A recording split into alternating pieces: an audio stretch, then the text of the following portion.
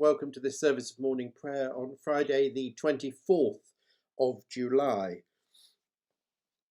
As it is a Friday, we will be following the Iona Abbey workshop book with some parts from the Book of Common Prayer, and we will take our readings from the Church in Wales lectionary, which for today for morning prayer are Psalm 144, 1 Samuel 9 verses 1 to 14 and Luke 22 verses 1 to 13. In the name of the Father, and of the Son, and of the Holy Spirit. Amen.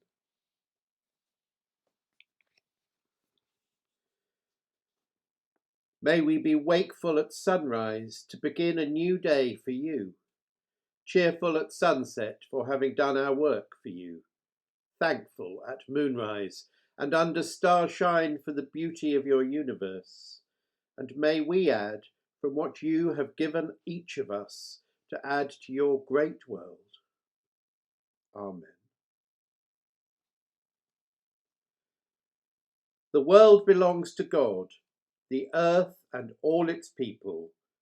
How good it is, how wonderful, to live together in unity.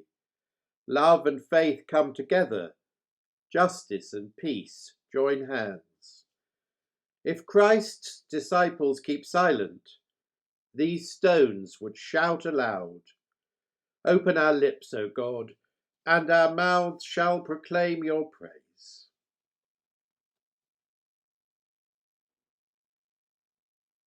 And so we make our confession before God. Holy God, maker of all, have mercy on us. Have mercy on us. Jesus Christ, servant of the poor, have mercy on us. Have mercy on us. Holy Spirit, breath of life, have mercy on us. Have mercy on us. Let us in silence confess our faults and admit our frailty.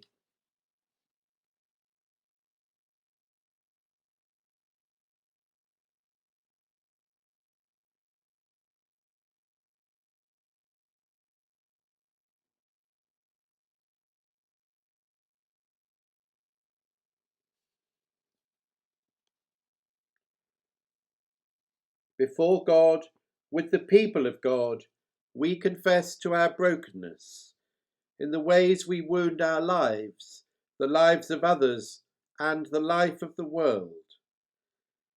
May God forgive us, Christ renew us, and the Spirit enable us to grow in love. Amen.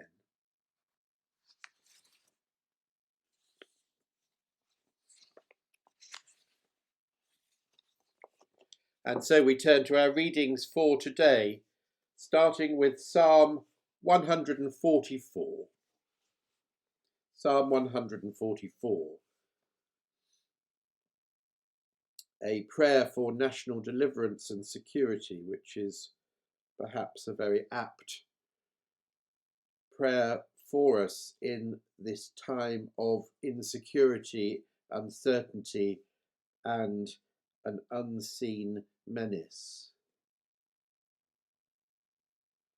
Blessed be the Lord, my rock, who trains my hands for war and my fingers for battle, my rock and my fortress, my stronghold and my deliverer, my shield in whom I take refuge, who subdues the peoples under me. O Lord, what are human beings that you regard them, or mortals that you think of them? They are like a breath. Their days are like a passing shadow. Bow your heavens, O Lord, and come down. Touch the mountains so that they smoke. Make the lightning flash and scatter them. Send out your arrows and rout them. Stretch out your hand from on high.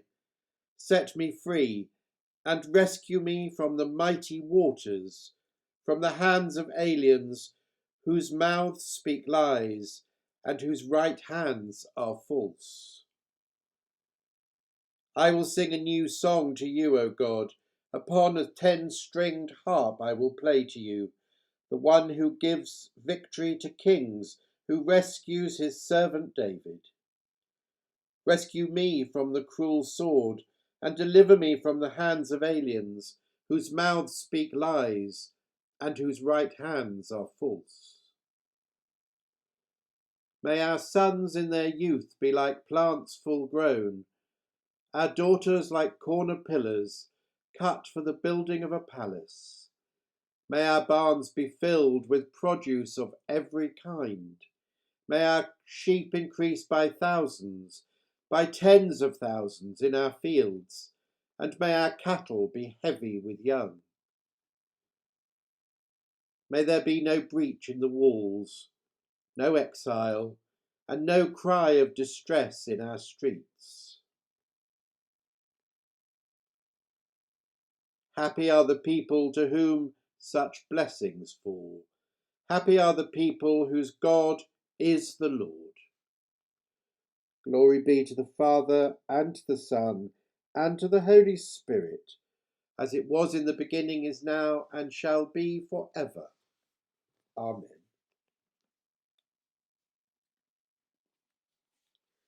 And our new Old Testament reading is from the first book of Samuel, starting at the beginning of chapter 9.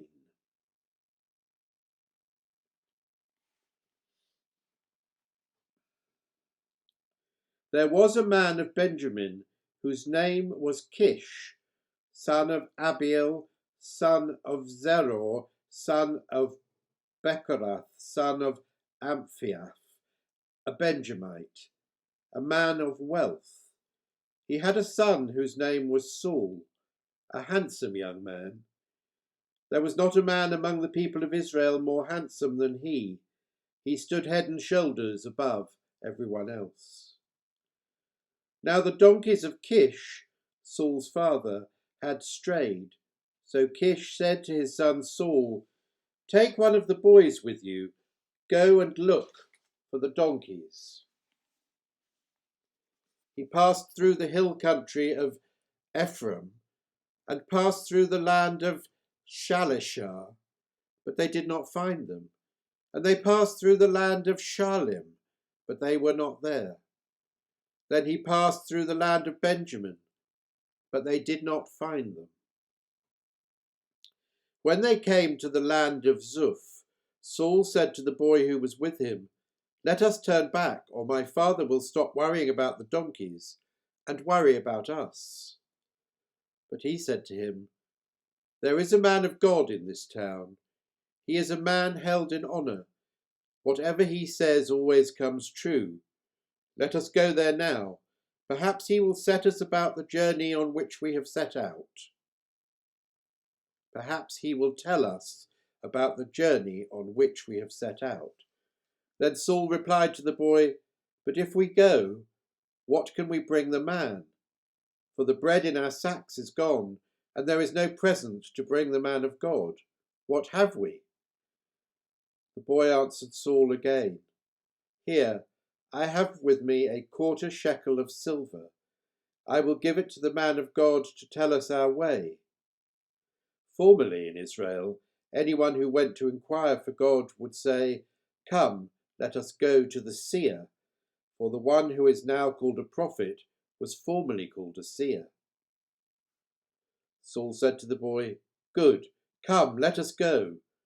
So they went to the town where the man of God was. As they went up the hill to the town, they met some girls coming out to draw water and said to them, "Is the seer here?" They answered, "Yes, there he is just ahead of you. Hurry, he has come just now to the town, because the people have a sacrifice today at the shrine. As soon as you enter the town, you will find him, before he goes up to the shrine to eat. For the people will not eat until he comes, since he must bless the sacrifice. Afterwards, those eat who are invited. Now go up, for you will meet him immediately." So they went up to the town. As they were entering the town, they saw Samuel coming out toward them on his way up to the shrine. Hear what the Spirit is saying to the church. Thanks be to God.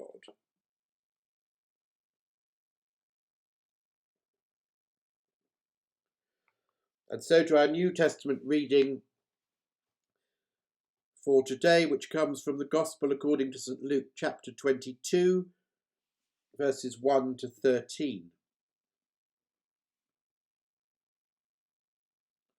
Now the festival of unleavened bread, which is called the Passover, was near. The chief priests and the scribes were looking for a way to put Jesus to death, for they were afraid of the people.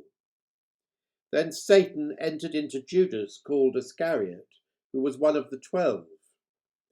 He went away and confirmed with the chief priests and officers of the temple police about how he might betray him to them. They were greatly pleased and agreed to give him money, so he consented and began to look for an opportunity to betray him to them when no crowd was present. Then came the day of the unleavened bread, on which the Passover lamb had to be sacrificed. So Jesus sent Peter and John, saying, "Go and prepare the Passover meal for us, that we may eat it." They asked him, "Where do you want us to make preparations for it?" "Listen," he said to them. "When you have entered the city, a man carrying a jar of water will meet you. Follow him into the house he enters, and say to the owner of the house, 'The teacher asks you, where is the guest room where I may eat the Passover with my disciples?' He will show you a large room upstairs already furnished. Make preparations for us there." So they went and found everything as he had told them, and they prepared the Passover meal. This is the word of the Lord. Thanks be to God.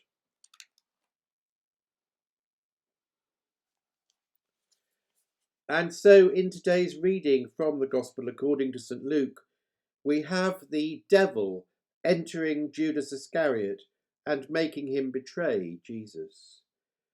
I think it's worth stopping a moment to really take these words of Scripture in.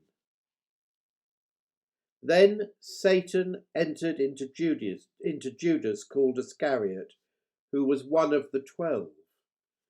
Then Satan entered into Judas called Iscariot, who was one of the 12. Judas's name has become the byword for betrayal, and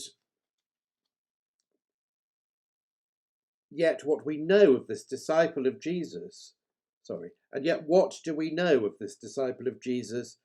other than what he did under the influence of Satan? He is, of course, a warning to all of us of the potential enormity of being tempted, of being led astray, of not being vigilant. That said, I think we should be kinder to poor Judas, who was in the power of Satan when he betrayed what he knew to be true in his heart. We then go on to the preparation of the Passover, which is to have such huge significance for sacramental Christians such as we Anglicans, as it becomes the Last Supper, the Lord's Supper, the institution of the first Eucharist. Do this as oft as ye shall drink it, in memory of me. What could be more central to the corporate and symbolic acts of worship in our faith than this giving of his blood and body for our continual salvation? That said, today's reading is the preamble to that institution, and we have much symbolism and repetition of types of event. We have the unleavened bread, the Passover lamb which must be sacrificed, and which is, of course, about to be Jesus, the Lamb of God. Jesus sends Peter and John to find lodging where they can share the Passover meal. And you may have noticed that just as he sent 2 disciples to fetch a colt for him to enter Jerusalem on, such detail that only he could have foretold. He again gives them details of how to find a man carrying a jar of water, a reference to purification perhaps, who they are to follow to a second man's house, who will offer them a place for the teacher to eat the Passover meal with his disciples. He even knows that it will be in an upper room. And so they follow his instructions faithfully, and everything is as he told them. This surely is a message to everyone who has ever followed Christ Jesus, that if we follow his instructions faithfully, then everything will be as he has promised. He sees on that day what is to happen and how, as he has throughout his short ministry, and knowing the awfulness that is to befall him, his thoughts are still on what he can teach his disciples in the short remaining time. These few verses, 7 to 13, are the prelude to the institution of the Eucharist, and are the forerunner to betrayal and a hideous death, the sharing and the spilling of blood, to both shock and save us.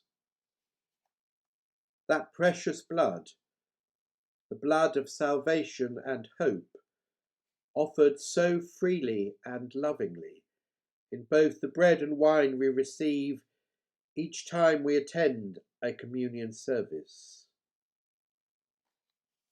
given for us. How inspiring a gift is that? Amen.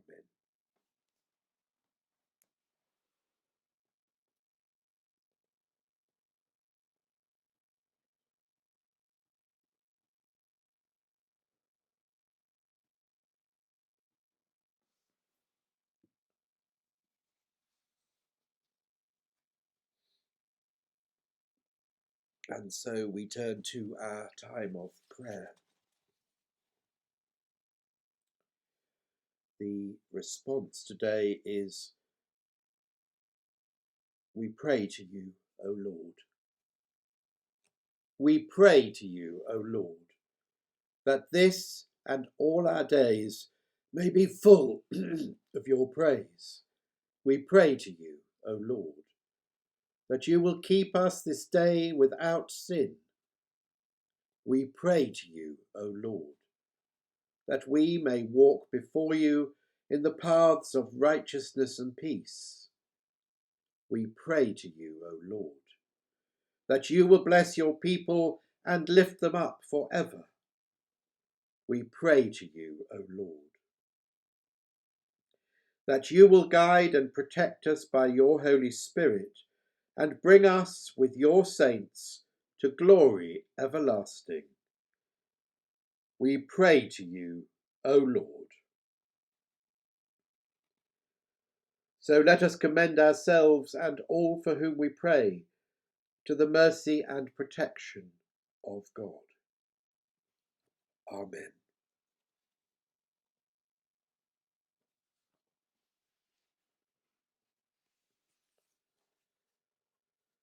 Move among us, O God, give us life. Let your people rejoice in you. Make our hearts clean within us. Renew us in mind and spirit. Give us again the joy of your help. With your spirit of freedom, sustain us. And so we draw together those prayers and the prayers in our hearts with the words of the modern version of the Lord's Prayer. And so, as our Saviour taught us, so we pray. Our Father in heaven, hallowed be your name. Your kingdom come, your will be done on earth as in heaven. Give us today our daily bread. Forgive us our sins, as we forgive those who sin against us. Lead us not into temptation, but deliver us from evil. For the kingdom, the power, and the glory are yours, now and forever. Amen.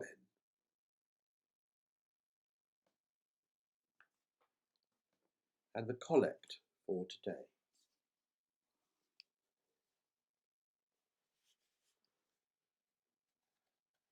Merciful God, you have prepared for those who love you such good things as pass our understanding.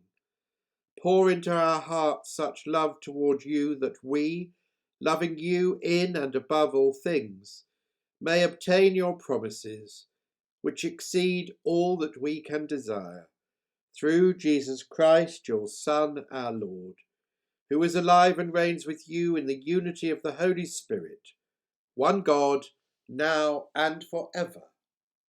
Amen.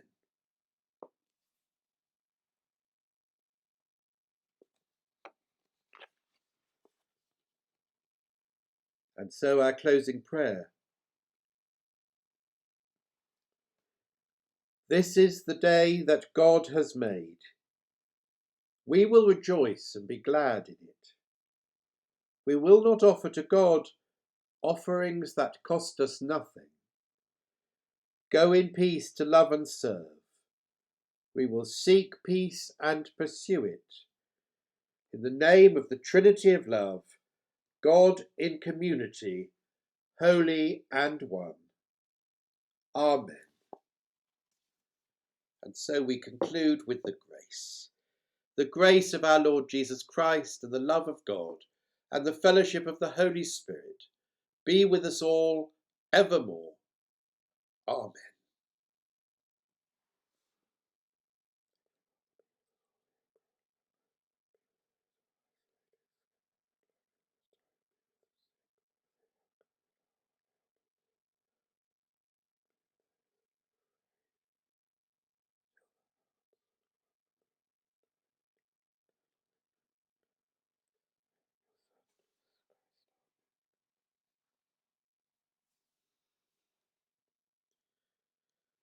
God bless and stay safe.